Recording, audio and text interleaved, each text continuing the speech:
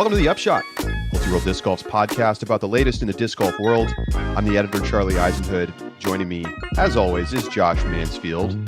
It's Thursday, January 13th. And you might have noticed there was a little bit of a conspicuous absence in our discussion on Tuesday because our show came out after a little bit of, some news. You might call it a little bit of news. And that is that Chris Dickerson has signed a 4-year contract with Discraft. So we're going to get into that in just a moment. First things first, Josh, we're getting ready for the MLK weekend coming up. How's everything going? Good. I decided to buckle down and spend the extra money to go skiing on MLK weekend. I typically try and avoid it, but I'm ponying up the extra $20 to go skiing at a resort that's a couple hours away. So that's what my Saturday is going to entail. Where do you go? Do you go to Big Sky? I don't really know. Big Sky is almost 4 hours away and obscenely expensive. I'm going to be going to Grand Targhee, which is just across in Wyoming. But that's kind of from my area. Grand Targhee is the really nice one. And then 40 minutes away, I've got Pebble Creek. That the joke is, it's named appropriately. You have your Pebble skis and you have your everywhere else skis because you don't want to trash them. But we've got, within 2 hours, I think I've got 5-6 ski resorts I could go to. That's a dream. It's a dream. Yeah. I'm going to Tahoe in about a week and a half. So I'm looking forward to getting out there skiing at Palisades, the renamed Squaw Valley. So I've not yet skied in what I would call the Big Sky region.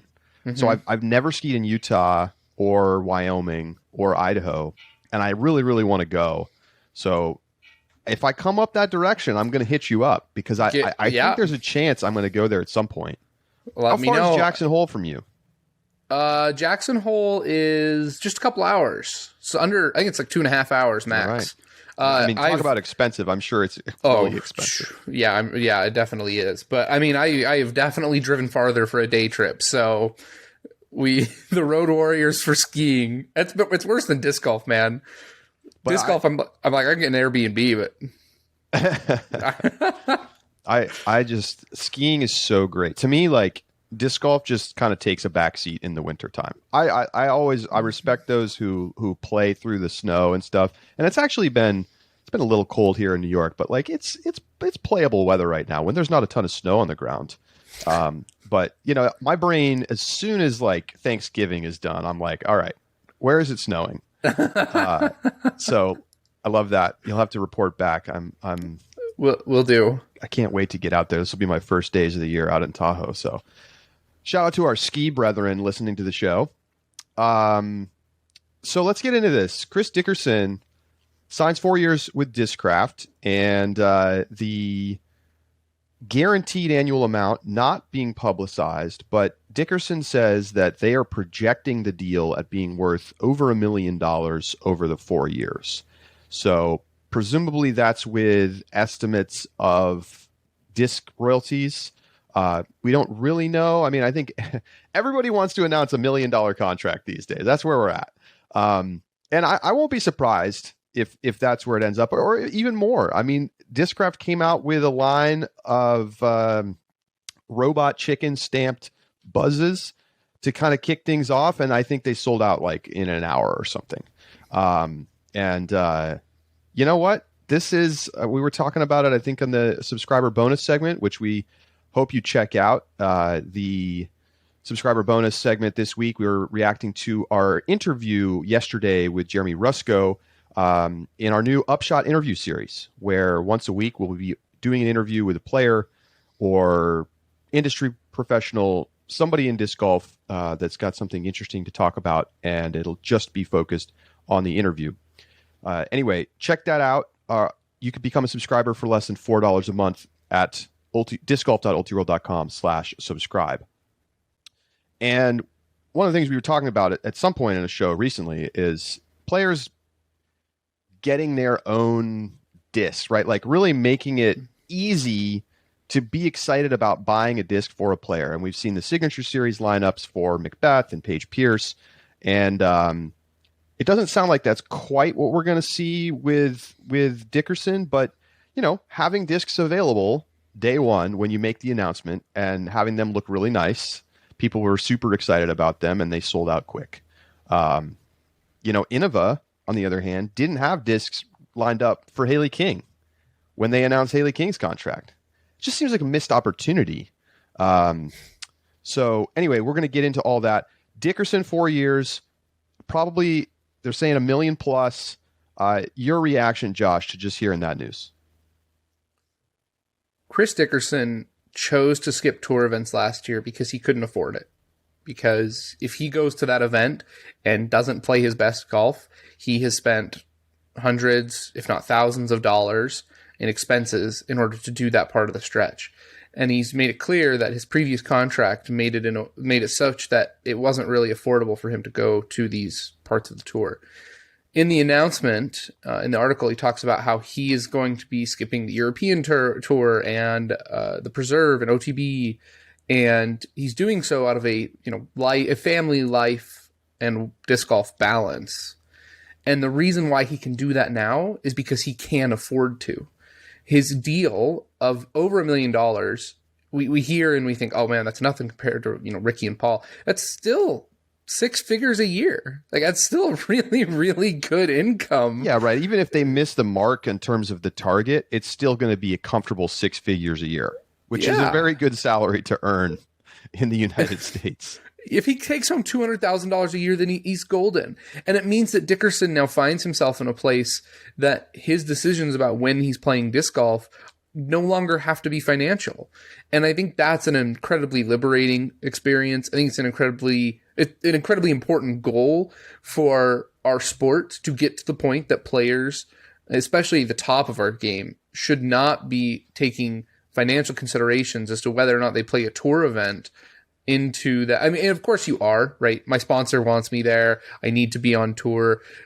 But the fact that Dickerson can say, I want to take a few tournaments off to spend family time and plan that in advance and do so comfortably, I think is really, really important. And not because of its financial necessity, but it's at the same time hurting him by not going to events. So congratulations to Chris Dickerson. Yeah. I want to bring something up here that I saw yesterday on Twitter. Holly Finley tweeted out, with all the big contracts in disc golf, it's easy to forget that the other 99% of touring players are at poverty level or below. Support your favorite touring pros. And this is something that I think everybody should just internalize. As much as we are sitting here talking about these giant numbers that players are getting, and Kona Panis really as kind of an outlier because the performance on the course isn't really in line with how much money that she's getting from DD. And we've talked about the reasons why that is. And, we'll have to see if that contract ends up feeling like it was worth it to DD or not. But there are a lot of professional disc golfers, right? Tour card carrying disc golfers that don't make more than, I don't know, $25,000 to $40,000 a year from their sponsor. That's just a ballpark number guess. And, when you're living on the road, you really have to be disciplined to make that kind of money work, right? I think it's more difficult potentially to stock up on groceries on the cheap and, do the kinds of things that make it easy to live inexpensively, like cooking large discount cuts of meat and that kind of thing. When you're, out on the road, and it's got to be super tempting to stop at restaurants on the regular. So, poverty level or below, I mean, I have no way of verifying whether that statement is true, but certainly the benefits are really accruing right now to the top 10 players on earth. And then there's everybody else. And it's just easy to forget that. But Chris Dickerson, I think, correctly recognized that he is among that top 10 players on earth. And that, he should get a better contract. And he did. So, I asked his wife, Brittany, when I talked to her this week, I asked, like, how does this compare to the past deal? And, it's the same thing that Konopana said in the interview, just like that it basically isn't comparable. So, we're talking about mega upgrades. So anyway, Chris Dickerson's going to get an RV from Discraft. They're going to be covering the cost of maintenance and gas and everything, which I think is a big upgrade for them. They were driving in a pretty, like a 2001 model truck carrying a travel trailer. They're starting to have some maintenance issues and, reliability problems. It's certainly got to be a lot more comfortable to live in an RV. And it's quite expensive right now to get an RV of your own. So I think they're pretty excited about just the support that they're getting from Discraft. And, look, I think Chris Dickerson's quality of play affords him the kind of contract that we're seeing here. I don't think you could argue that he should get Ricky money. I just think, like, the combination of not quite that level of performance and, the personality, just not really, he's a little too introverted to really be that kind of, like, easy marketing style. And we've seen how much work Ricky's put in. And maybe Chris will recognize, hey, like, I got to work on this too. Like, I got to get better. If I want to sell more discs, I got to get better. But I also think that his style and his personality are going to be appealing to a lot of people, and he's going to do just fine no matter what. He definitely commands a different style of attention. I think back to the Prodigy ad. I think Prodigy did really good with their ads last year. And there was the one where Chris Dickerson, they asked him to hand him a PA3 for shipping. And he, like, puts down his mini, and then he goes through his entire warm up, and then he putts the PA3 at him, and they're like 15 feet away from each other. And you could feel the awkwardness in that ad, and they played off of it really well. And so I was like, this is the perfect Chris Dickerson ad. And so I think you can build a media personality around Chris Dickerson. Let's not forget, his wife does a ton of the photography for the Pro Tour. Yeah, a significant amount for sure. Yeah, done tons of photography. Great photographer. On-course. Yeah, great photographer of on-course action. Does a really good job marketing and just with branding. And so I think that he has a really great asset in Brittany, and are able to be successful together. And so she kind of serves as like a spokesperson for him too. Yeah, it's a great setup, and I think they're both very they can be very personable. And so I think Dickerson, he has the opportunity for success. The Robot Chicken is just such a perfect brand. It's such a perfect brand that I think he can play off of. And, your article talks about how he is also exploring a retailer sponsorship for additional branded disc runs. So, yes, it's not the full signature lineup. It's not the face of Discraft by any means. But he does have the performance and enough of the marketability to command a number 2 contract at any company without a doubt. And it seems that's what he's gotten at Discraft. And so, I mean, let's just not forget, the man has a major championship. And there's some other really good disc golfers at Discraft, but it's, you could argue that the lineup is Macbeth number 1, Dickerson number 2. I wouldn't argue with that. So I think Dickerson's in a position where he now he's like put himself in a spot where he's got the upside. Because if he goes out, let's say, and he wins the World Championships this year, and why not? Chris Dickerson can win a tournament at any time. Mm-hmm. If he goes on and wins the World Championships, well, he's probably going to get a signature disc of some kind. They're going to make him a mold. And he's already, these negotiations, you kind of wonder how they went down, because, I mean, he gets to walk up to Discraft and get Tour Series buzz. I mean, like, automatically you're going to make money.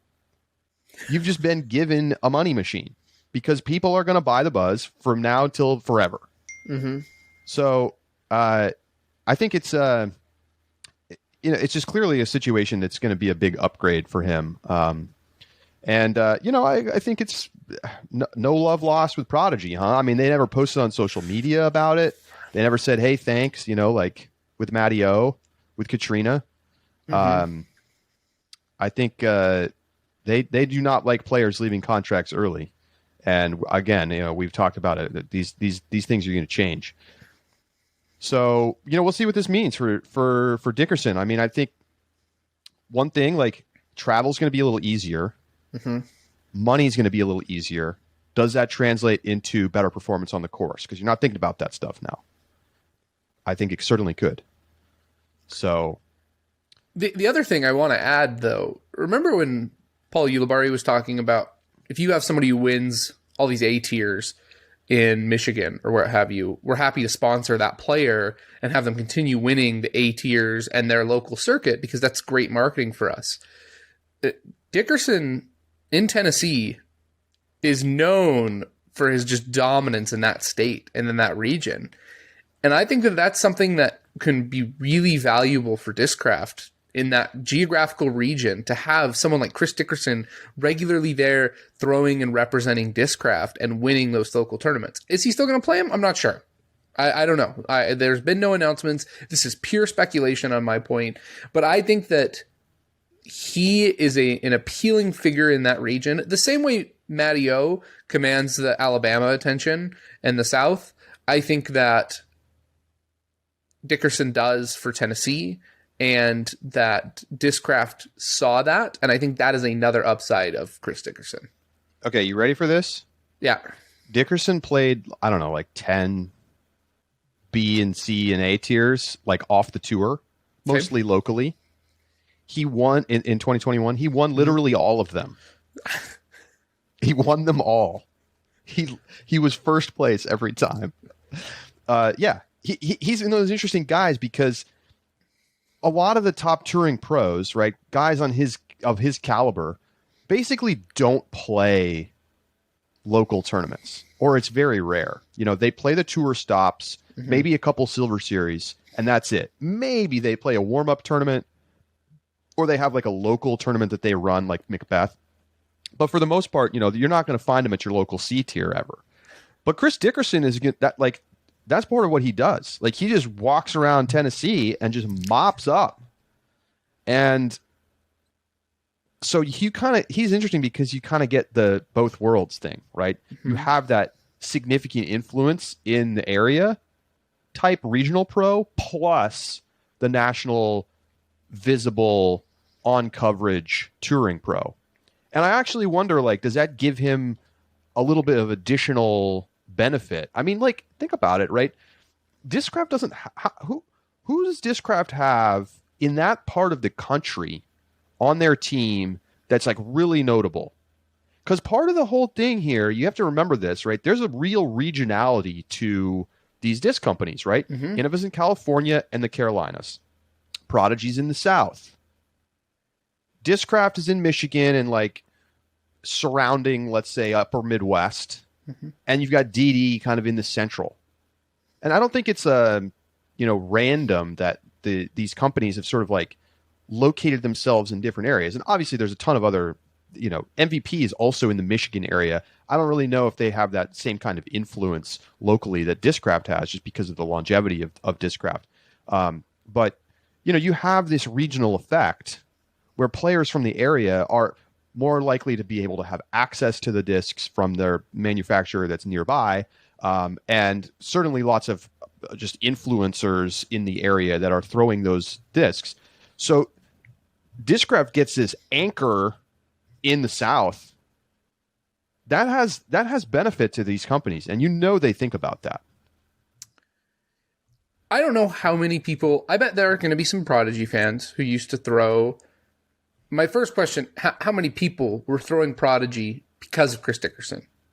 That's the first question. I'm not sure. I mean, non-zero. Some of them are going to pick up a buzz because Chris Dickerson is now there.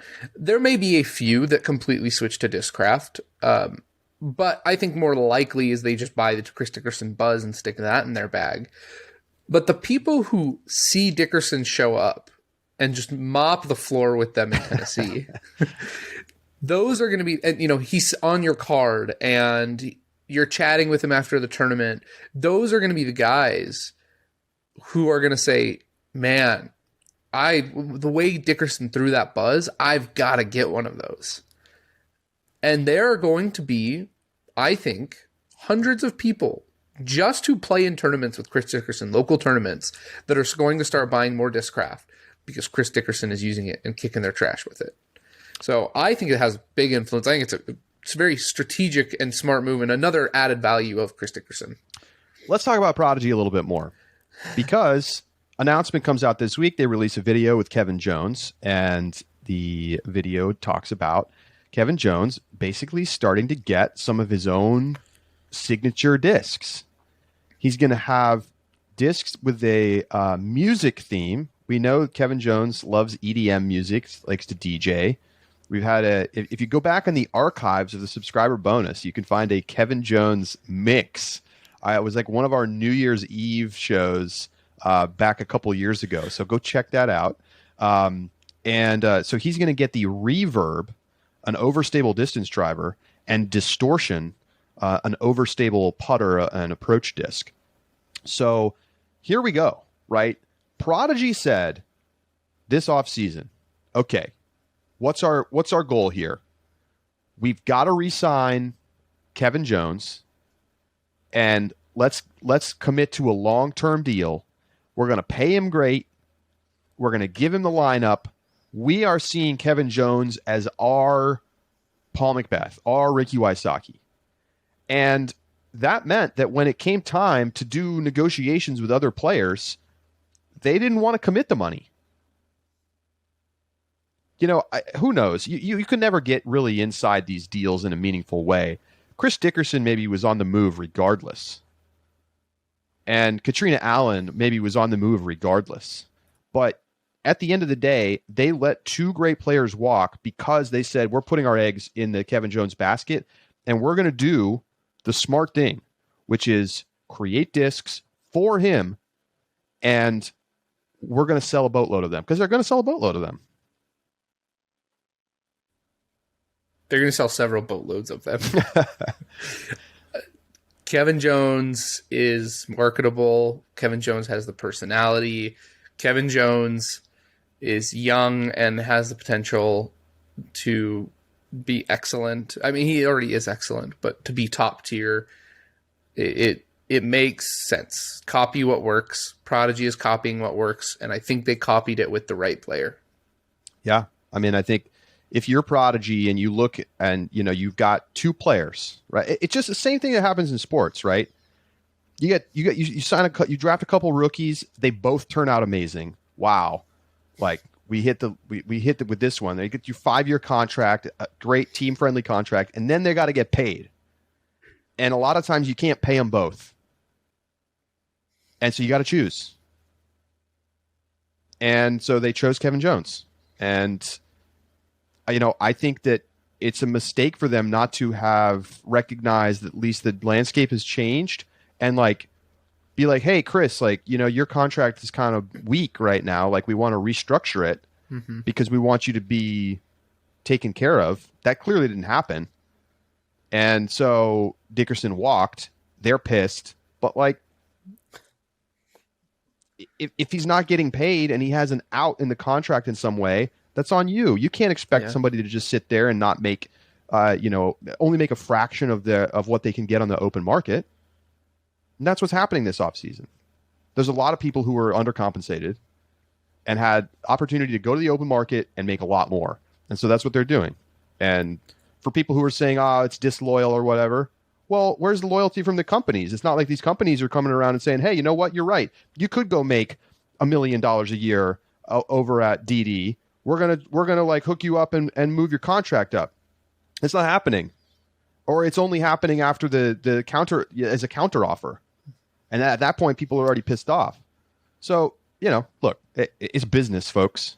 And the contracts are going to get tighter because of it. That's what we heard from Rusko on the show yesterday. I think what's important to remember, and I might be wrong about this, but I'm about 95% certain that I'm not. players would prefer to stay at their companies. They have the bags built in. They have the routine. There's a lot of factors that go in that I think for the most part, if given identical deals, a player is typically going to choose the company that they're already with. The difference is, though, is that Prodigy was not willing to create that match. But my point I want to make with this, I don't think Prodigy even needed to match Discraft. Right? Maybe. I think maybe, and maybe I'm wrong about this.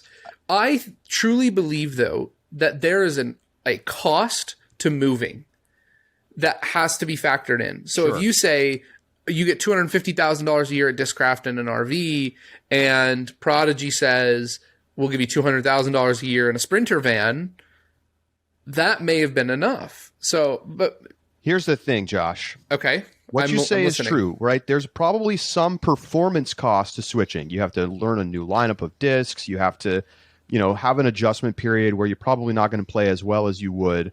But I think it's clear enough that effect goes away after a couple months. And the thing that you're ignoring in this analysis is that there's a significant benefit to switching, which is that you're going to sell a ton of discs because people are interested in seeing these moves. They say, oh, wow, Chris Dickerson is a Discraft. Like, oh, I got to get this swirly buzz with the robot chicken. How much did he make yesterday? Who knows how many discs they had online? But let's just say it was like 1,000, right? That's still $4 or $5 grand. Boom. Yeah. In a day. In an hour. In an hour. And so their benefit, there's so much business benefit to the move. I think players are going to start to recognize this, and we're going to see less of that long-term commitment loyalty, unless the company that they've been with is like, hey, we want to go to the next level and do X, Y, and Z. And we're going to see how things kind of mold over the next couple years as this era of long-term contracts that we thought we entered like a year or two ago wasn't actually. Now, I think we're in the era of long-term contracts that have teeth that mean players are going to stick around.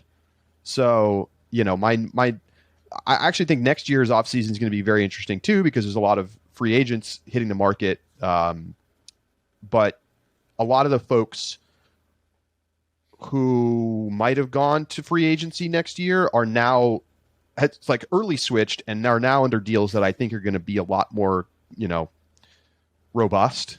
And so we'll see what that means. I think this may be the last really crazy offseason because the contracts are starting to be legitimate. Like there's a penalty, like an actual financial penalty to leaving. So here's my question for you. Yeah.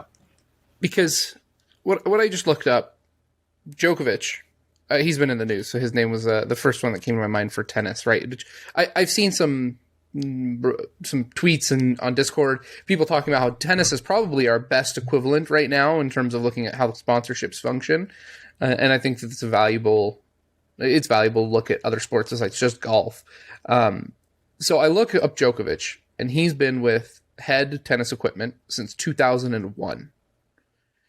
You're right. If Djokovic switched and started using a different brand of racket, I would imagine that people would start purchasing that racket.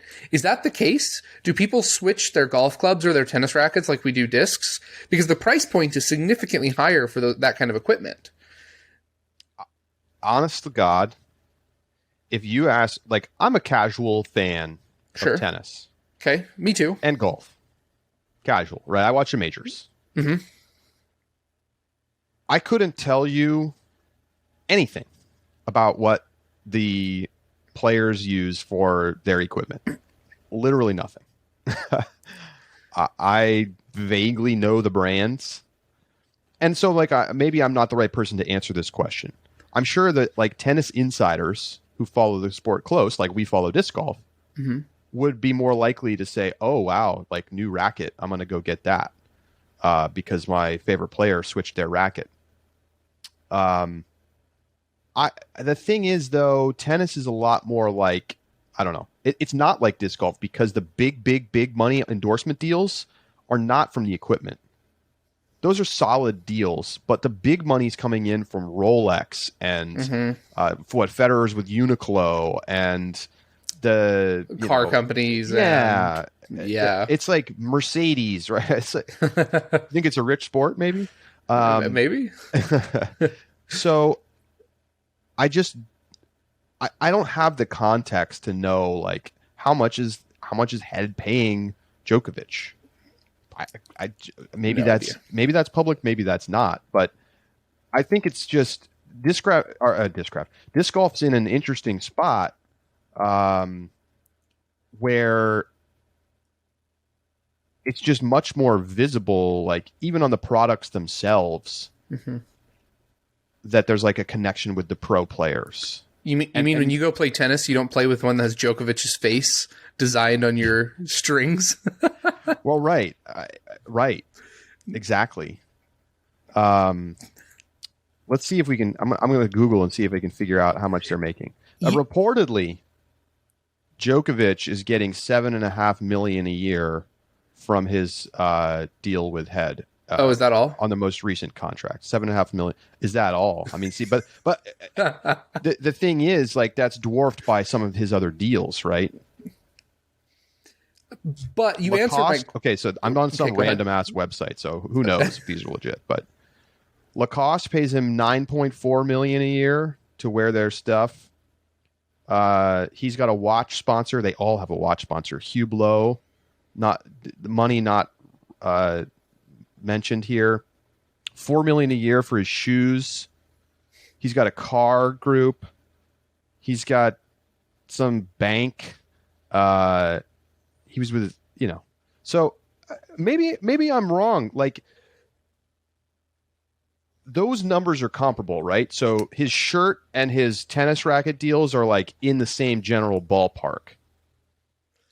I think you answer my question though, because my question is going to be at what point, because if it's financially lucrative right now to switch manufacturers, because you get your lineup, you get a whole bunch of new discs sold, then at what point do pros just not switch every 2 years to get the buzz? And the answer, buzz with 2 Z's, not 3.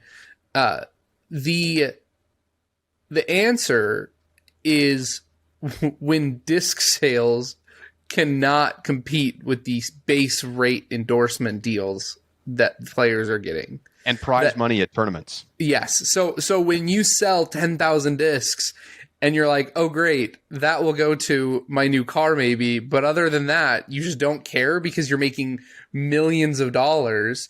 Then it doesn't matter to switch discs. Yeah, but how long until we get to that point? A long time. I'm not saying that's around the corner. At least. Yes. Like, the current generation of players is not going to enter that world unless... I don't think I can say it with certainty. Yes. We're not getting to $1 million outside endorsement deals.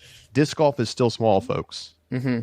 That answers the question, right? That was kind of what I was looking for in terms of that comparison, because you don't hear about big sponsorship changes all the time with professional athletes outside of disc golf. Yeah, I mean, they're typically signing long, 5 to 10 year contracts that, you can guarantee they're not going to be able to easily exit. So you don't think Djokovic can just walk away from his sponsorships a few years early? But Djokovic has been with his equipment sponsor for 20 years. Right. I think we're probably 20 years out from when disc golfers start to stay with their company 20 years. But it happens sometimes, right? Some top players are going to stay with their company because the company keeps hooking them up. Sexton's he'll have been with Innova for 20 years by the end of this current deal that they just renegotiated, right? So they're tearing up contracts and re-signing new ones in order to keep Nate Sexton happy. Yes. And so, like, he's an example of somebody who's, going to probably be with Innova for life. And, like, that's what's going to have to happen if you want to keep people around. So, anyway... Fascinating stuff. Hit us up with your thoughts on this topic, upshot@ultiworld.com, and talk to us in the Discord if you're a subscriber. Loving the Discord lately, so hope you subscribe and join us there. We're going to take a break. When we come back, we've got a big edition of Inside the Circle. And of course, it's Thursday. We've got an over-under. We'll be right back.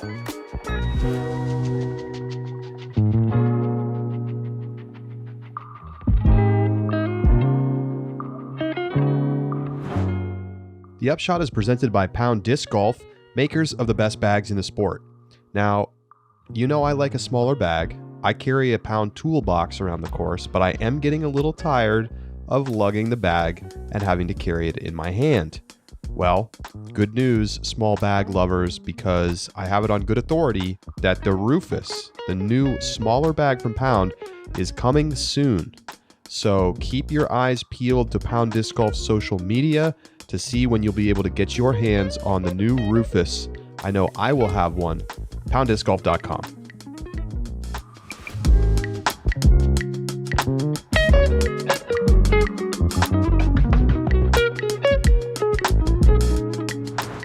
Welcome back to the Upshot.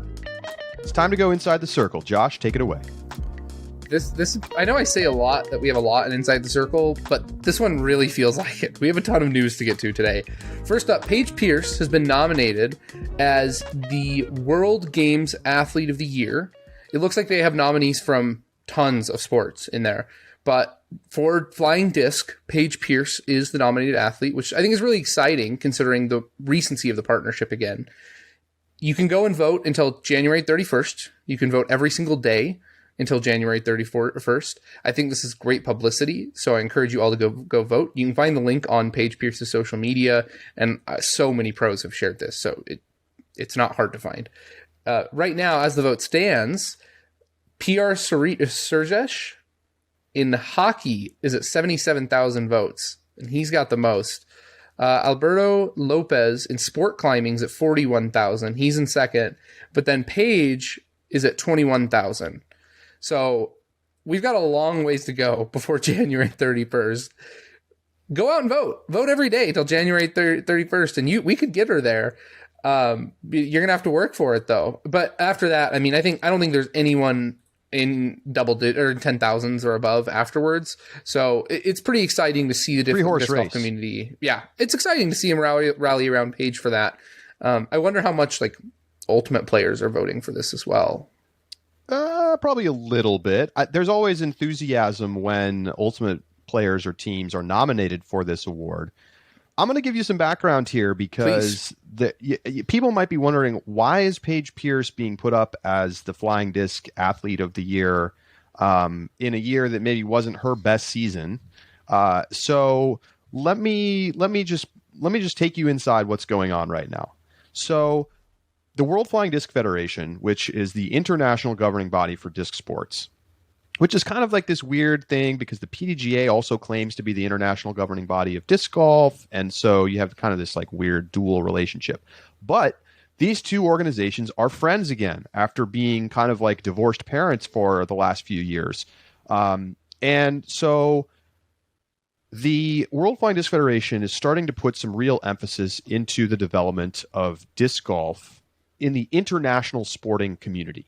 So the World Games is essentially the Olympics for non-Olympic sports. All right. So things like sport climbing, well, that's now starting to get some Olympic recognition and maybe will end up being an Olympic sport for good after being debuted last year. Or I guess technically this year, right? Or 2021. Yes, we're in 2022 now, folks. I gotta remember that. So disc golf is going to be a demonstration sport at this year's World Games that are taking place in Birmingham, Alabama. It's in July. So Ultimate Frisbee is on the program at the World Games and has been for about 20 years. Disc golf was on the program all the way back in 2001 and then was dropped subsequently and has not been on the program since. So the goal is to have it be a demonstration sport, which basically means that disc golf is going to have presence in like the World Games village, like the central area where people are walking around. And then every day, 3 times per day, they're going to do 15 to 20 minutes of demonstrating the sport, where they go out at halftime of some other sport, in the stadium, and they do a distance driving competition, or they do a putting competition, or they do a CTP competition with, presumably it's going to be local Alabama disc golfers. I think the hope is that they can get some pros to come out, but I don't really think they're going to, unless somebody happens to be in the area. I think it's going to be hard for them to pull that off because pros are going to be in the middle of the tour, and presumably many of them are going to be over in Europe for the European Open at that point. So why do this? Well, their goal is to get disc golf back on the program of the World Games in 2025 in China. So the Chengdu Games are, 4 years from now, and well, now 3 years from now, because they were this tournament was supposed to be in 2020, and it's now happening now because of COVID. So 3 years from now, they want disc golf to be back on the program of the World Games, where essentially you would have players or teams representing their country competing in, for a gold medal in the highest level of international sporting competition that outside of the Olympics. And, you're probably thinking, well, I don't even know what the World Games is. Who cares about this?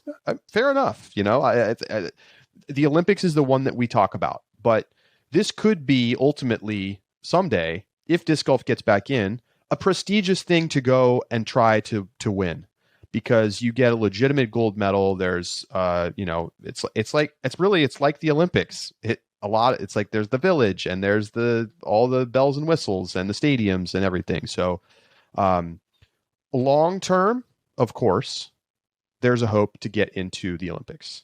And as we've discussed before on the show, Ultimate's likely to lead the way there because of the better international development and breadth of the, Ultimate around the world.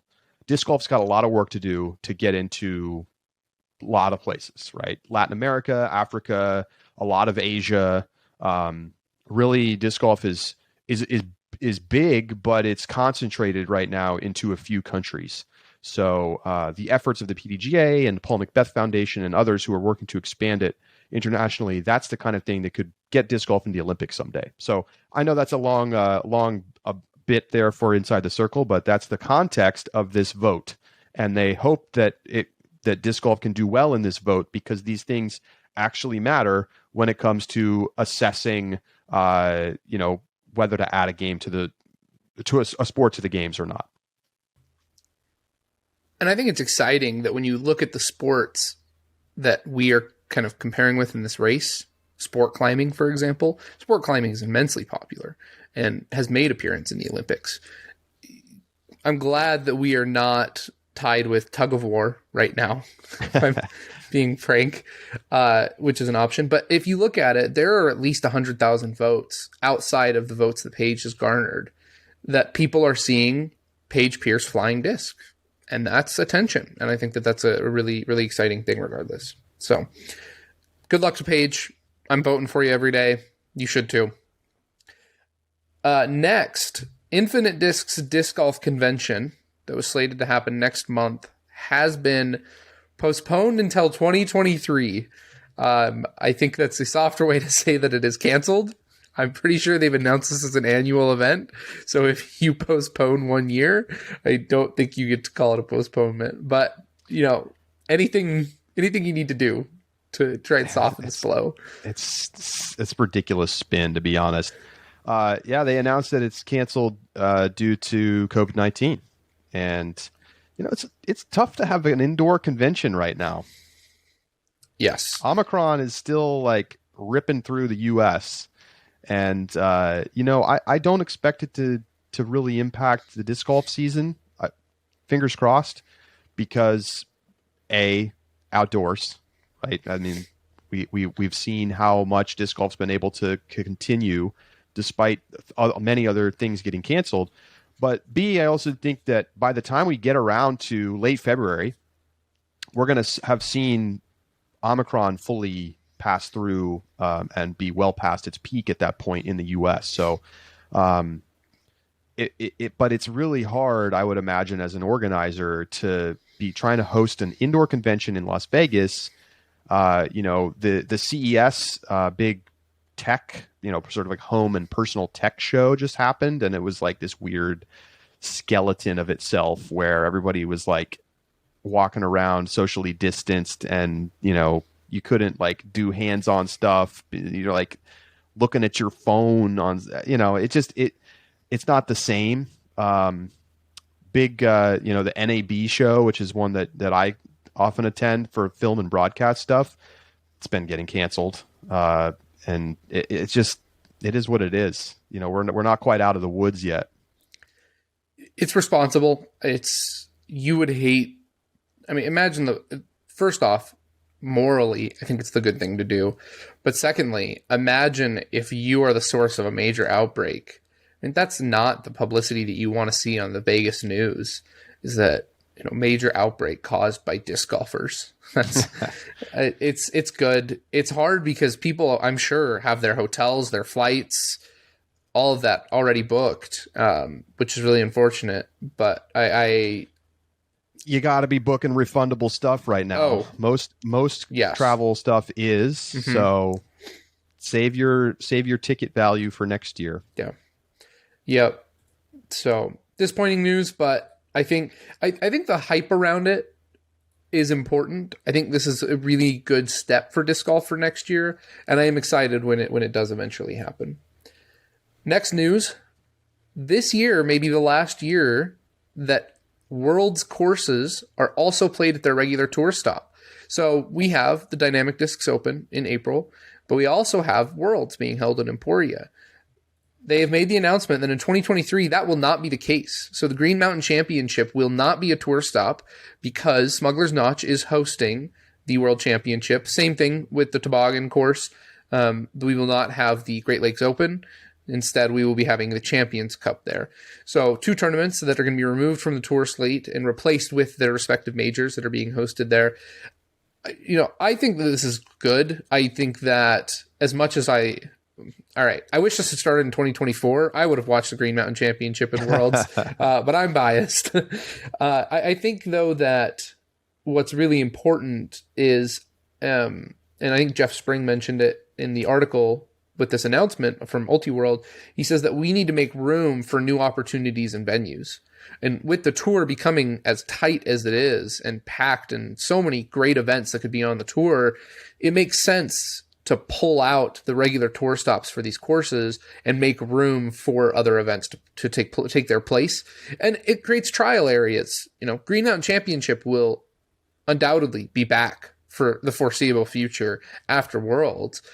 And so it's a perfect little spot that we can test another event and decide whether or not that one deserves the spot to be on the Pro Tour. Yeah. Look, I think this is an obvious move. Mm-hmm. And if I'm going to be nitpicky, I'd say it should have happened sooner. Like, I don't especially want to see DDO and Worlds in Emporia this year. It's happening, so deal with it. But it's not necessary, and it like makes the travel schedule a little weird. I'm not really a fan, so I'm glad to hear that they're doing this. Both D-Glow and GMC are already confirmed for 2024 inclusion on the Pro Tour. So it's not like they're being removed and it's like, what's going to happen in the future? Like, they literally have multi-year contracts being signed right now with these tournaments. So they're saying, you're going to be off, but it's still hosting a tournament. So like, it would never make sense to try to hold GMC and Worlds in the same year, because how are you going to get people to go all the way to the Canadian border, basically, in the way upper North New England twice? It's senseless unless you're going to have them like 2 weeks apart, and no one wants that. We talked about Josh. You're like, I'll watch. Literally, we could just do the whole tour in Smuggler's Notch. Done. 1 week Fox Run, next week Brewster Ridge. Cycle. And I'm sure there's going to be some people who are like, damn, like I love watching, D-Glow. So I'm bummed it won't be there. But I think you still get to see the course. You still get to have, and then we get the benefit of new variety. The tour's a little stale right now, I have to say. We've basically had the same courses and tournaments for 3 years. And I understand why. You go back a couple years and it's like they were talking about making big changes in 2021, right? But then it was like, oh, pandemic.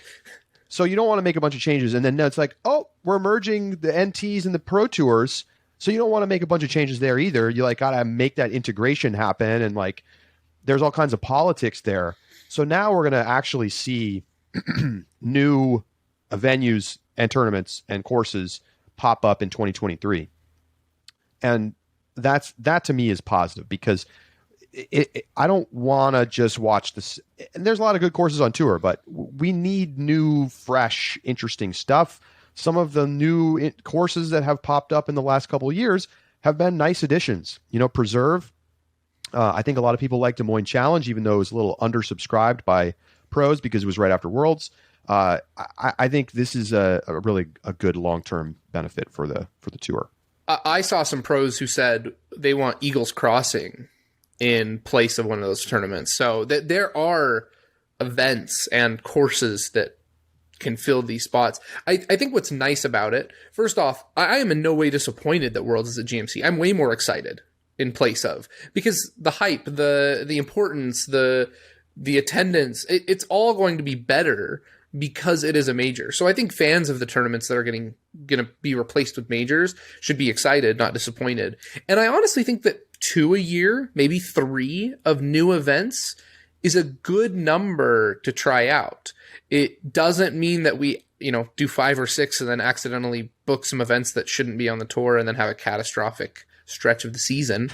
It's just enough to give that variety and to enjoy the novelty of those courses without disrupting what I think has become a successful tour schedule for the most part.